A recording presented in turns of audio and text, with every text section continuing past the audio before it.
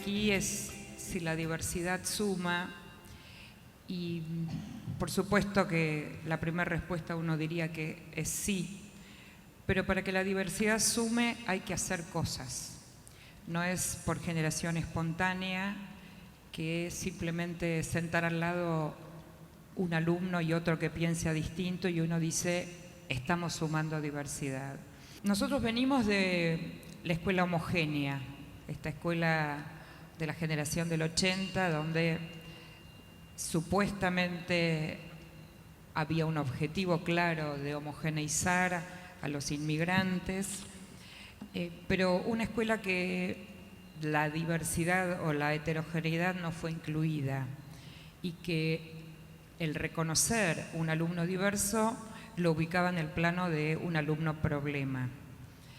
Y claramente, si yo quiero homogeneizar y quiero, entre comillas, normalizar, necesito alumnos homogéneos, necesito alumnos iguales. Incluir a todos significaría incluir a todos los que estamos hoy compartiendo aquí este espacio, con nuestros intereses diversos, con nuestros modos de aprender diferentes, con nuestras trayectorias escolares, con nuestros contextos.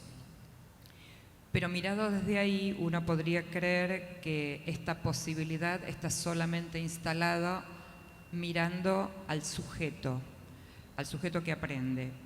Y nosotros decimos que además de mirar al sujeto que aprende, tenemos que mirar en qué condiciones pedagógicas, en qué contextos aprenden estos sujetos. Porque tenemos mucha diversidad de contextos, mucha diversidad de escuelas, muchas brechas entre una escuela y otra, entre un contexto y otro, con lo cual esta diversidad no depende solo de las subjetividades, sino también de en qué contexto se desarrollan estas subjetividades. Entonces, la preocupación hoy no es homogeneizar, sino nos preocupan dos cuestiones a la hora de tomar decisiones en políticas públicas. Una es la idea de equidad y la otra es el concepto de justicia, justicia educativa, justicia curricular, porque tenemos alumnos que necesitan cosas diferentes y la respuesta no es darle lo mismo a todos. Entonces nosotros venimos de un modelo educativo único y si quieren el ejemplo más claro es la clase expositiva, donde uno se para y le habla a todos o a un promedio de, ¿no? Y uno claramente podría preguntarse, ¿promedio de qué? ¿A quién le estoy hablando? Y entonces ese tránsito del modelo único a un modelo, digamos, de múltiples caminos, de múltiples puertas de entrada, no se hace de un día para otro.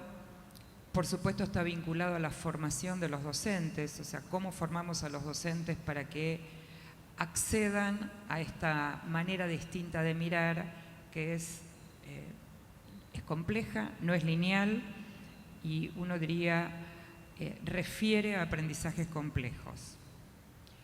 Está claro que no hay dos estudiantes iguales y esto uno diría es obvio que no los hay. La preocupación es qué hacemos con esta obviedad, cómo encaramos la enseñanza reconociendo que todos nuestros alumnos son diferentes y que no estamos hablando de la educación personalizada de la década del 50, del 60, porque la cantidad de alumnos que tenemos en un curso no permitirían hablar de enseñanza personalizada.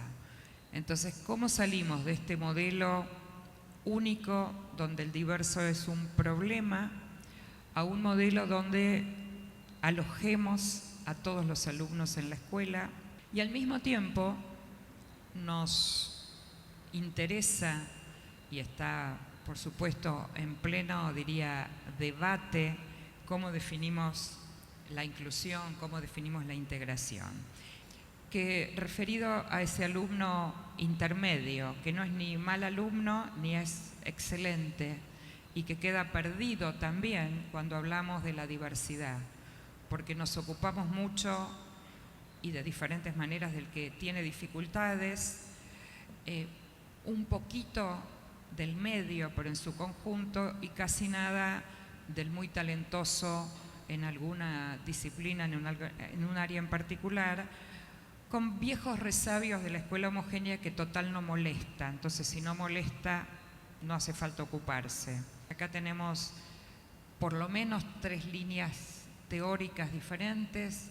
Tenemos la línea europea, que en Europa se llama pedagogía diferenciada, con autores como Perrenú, Astolfi, Pérez Gómez. Tenemos la línea americana con Carol Tomlinson, Diane Hickox, que se llama instrucción diferenciada. Y tenemos muchos especialistas latinoamericanos y argentinos, que allí los pueden ver: Graciela Frigerio, Flavia Terigi, Jason Beach, que por supuesto no hablan exactamente de lo mismo, pero comparten la preocupación por cómo hacer cada vez una escuela más inclusiva.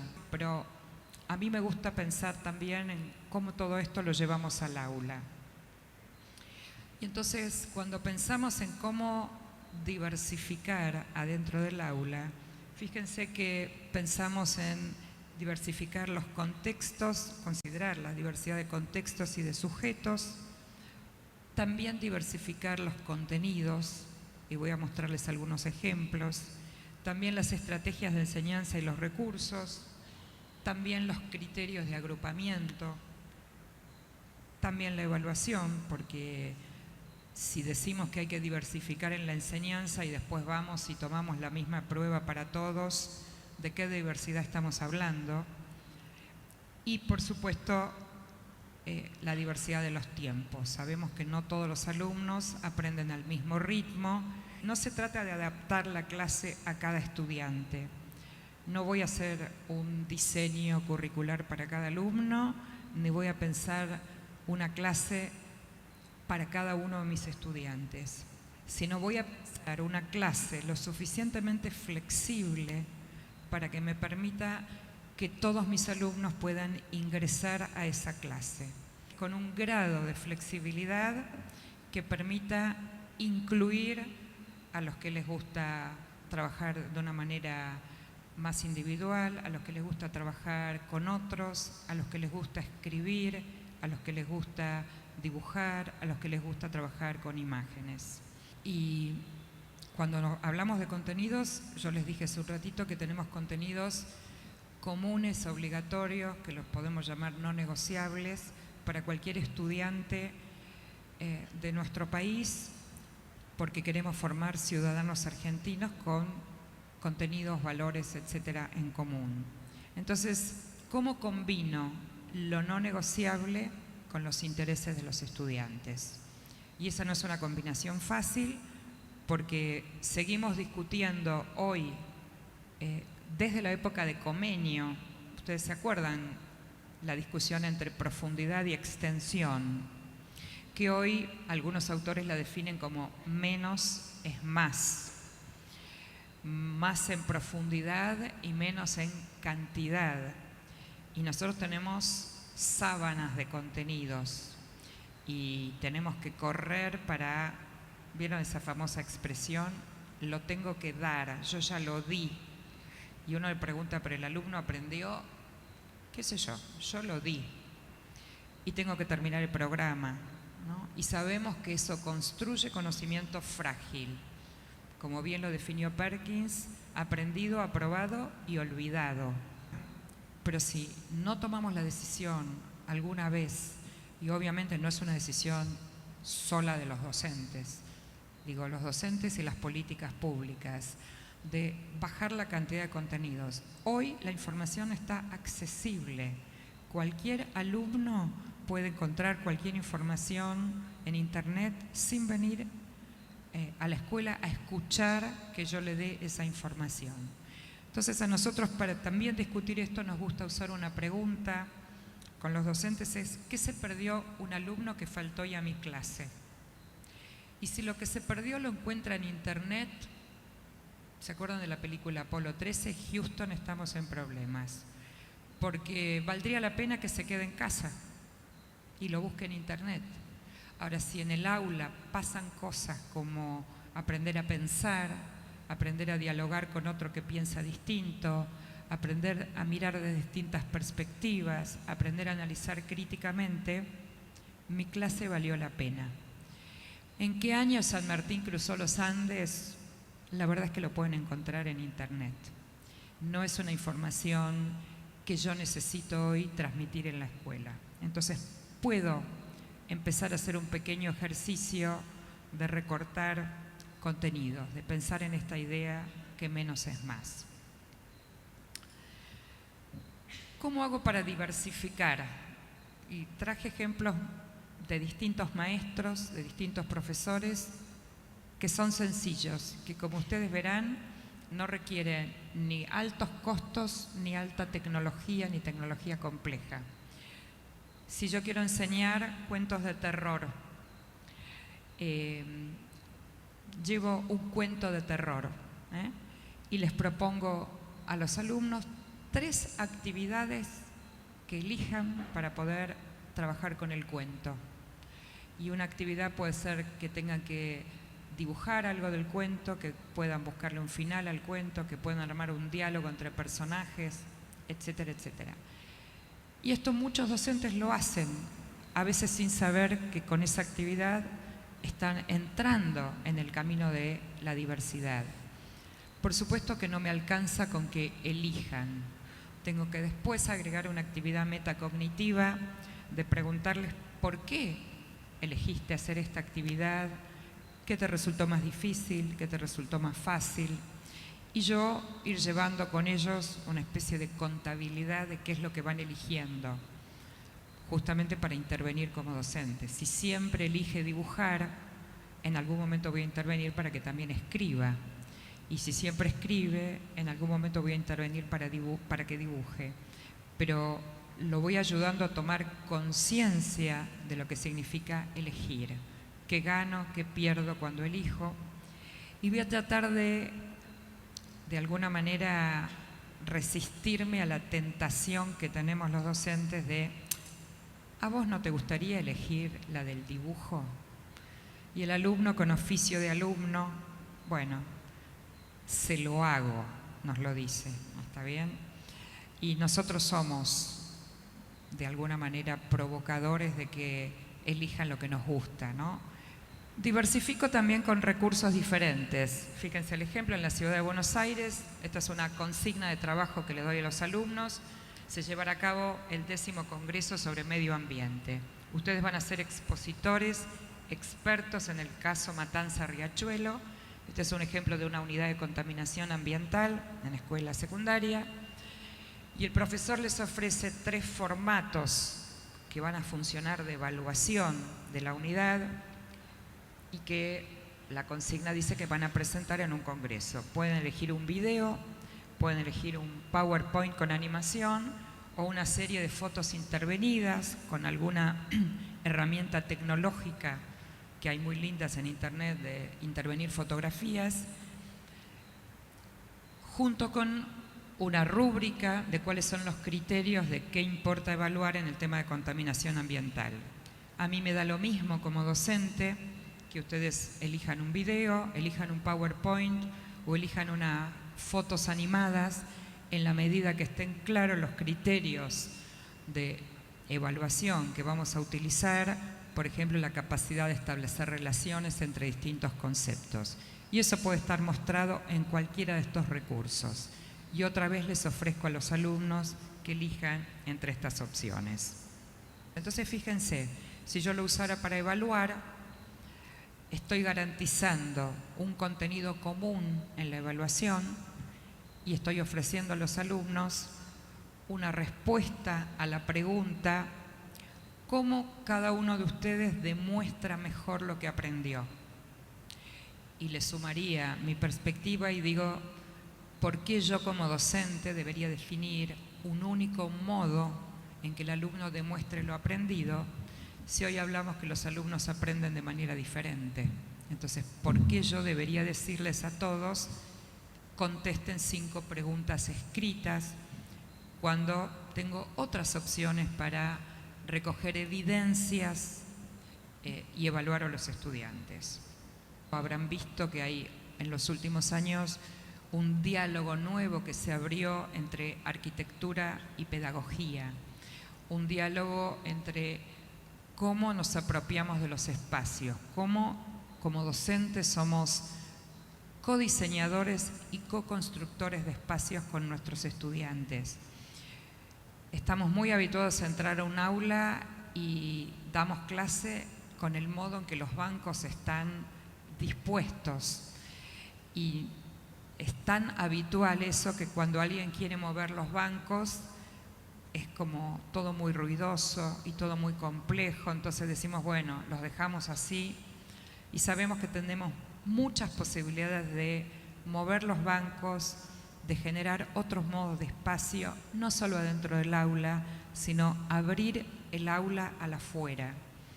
Cada vez más vemos ejemplos aquí y en otros lugares del mundo de paredes de vidrio en lugar de paredes oscuras que no permiten ver lo que sucede adentro ni lo que sucede afuera. Este es un espacio individual creado, ahí tienen la referencia, es de un libro de Rosanne Bosch, que es ella se define a sí misma como una diseñadora de aulas, donde lo que ella hace es ir a una escuela que le pide rediseñar sus espacios, y ella lo primero que hace les pregunta, cuéntenme cómo enseñan, cómo evalúan, cómo agrupan a los chicos, y en función de eso les hace una propuesta de espacio. Quiero compartir un ejemplo que a mi gusto es el más desafiante de los que he visto en los últimos tiempos, que son redes de tutoría, pero en escuelas primarias, porque uno está acostumbrado a armar redes de tutoría en escuelas secundarias. Este es un proyecto que tienen en México, en las zonas más vulnerables de México, que cuando uno entra a alguna de esas escuelas, los alumnos le dicen, ven que te tutoreo. Ese es el ejercicio. Y entonces hacen algo muy sencillo. Primero hacen un curso para los alumnos para enseñarles a ser tutores. Los niños se reciben de tutores. Después les plantean que elijan un tema del currículum que más les guste. Y entonces los niños, cada uno elige ese tema y lo tienen que estudiar con unas guías que les ofrecen los docentes, los tienen que estudiar en profundidad, y determinado día del año los docentes dicen, hoy vamos a hacer tutoría. Entonces yo elegí estudiar las ballenas, entonces yo ofrezco tutorear en ballenas. ¿Quién de ustedes querría que yo lo tutoree con ballenas? Entonces alguno levanta la mano y yo voy a tutorear durante media hora, quiere decir, le voy a enseñar sobre las ballenas a un compañero que está súper investigado, que cuando uno aprende con un colega aprende mucho más que cuando el adulto viene y le explica algo. Otro ejemplo de ideas, armar un texto argumentativo que incluya todas las ideas de mi grupo. ¿Por qué les traigo estos ejemplos? Porque en la enseñanza colaborativa, en este aprendizaje a trabajar en equipos, trabajar en grupos, en general se sientan los que piensan igual. Y para que la diversidad sume, tenemos que enseñar a dialogar entre los que piensan diferente. ¿Cuánto podemos hacer en la escuela para formar ciudadanos que después los tengamos en el Congreso intentando dialogar, escucharse, aunque piensen distinto? Y nosotros podemos hacer mucho con estos sencillos ejemplos que les mostraba. Acá les muestro otro. Tu opinión y justificación en un debate. Después pedirle que lea la opinión del compañero y agregue una justificación propia. Después que escriba una justificación contraria a la que escribió. Y después que incluya la justificación de otro compañero, el aporte de otro, para profundizar la propia. Si esto las convertimos, como dicen los expertos en hacer visible el aprendizaje, en rutinas de pensamiento, seguramente la diversidad va a sumar. Queremos agrupar a los que piensan diferente para que aprendan a dialogar. Les comparto dos cuestiones. Una, estas son ideas fuerza de este enfoque que estamos hablando. La idea de elección de los alumnos, que lo compartimos, la idea de cómo favorecemos estudiantes autónomos, cómo desarrollamos habilidades metacognitivas, cómo evaluamos de manera formativa, los ejemplos que recién les di del aprendizaje colaborativo, del entorno educativo y cómo volvemos a la idea de una clase flexible. Para eso, y aquí voy a cerrar, algunas cosas que nosotros docentes, y esto les diría, vuelvo más al campo más teórico, más de los fines, estimular a que todos los alumnos elijan y tomen decisiones. Esta es parte de nuestra responsabilidad como docentes para que la diversidad sume. La segunda idea es tener una actitud anticipatoria y proactiva. No esperar que los alumnos no aprendan, sino anticiparnos, ofreciendo variedad de estrategias, variedad de recursos, para que el alumno encuentre en algunas de esas opciones que les ofrecemos un camino para aprender mejor. Tener altas expectativas para con todos los alumnos. Yo cuento siempre un ejemplo y no me canso de contarlo, tal vez lo han oído porque lo he contado muchas veces, pero yo iba a una escuela primaria acá en Parque Patricios y me acuerdo hasta el día de hoy, y han pasado muchos años, mi maestra de primer grado, yo me sentaba con un compañero, era mixto hasta tercer grado en esa época, y la señorita Clara le decía a mi compañero, es que a vos no te da la cabeza para pensar.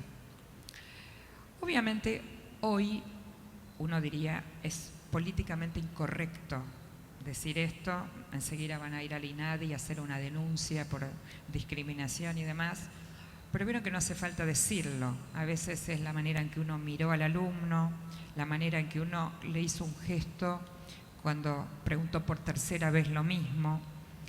Y esto obviamente tiene que ver con el campo de las creencias más profundas que yo tengo acerca de si efectivamente pienso que todos los alumnos y todas las alumnas tienen posibilidad y capacidad de aprender.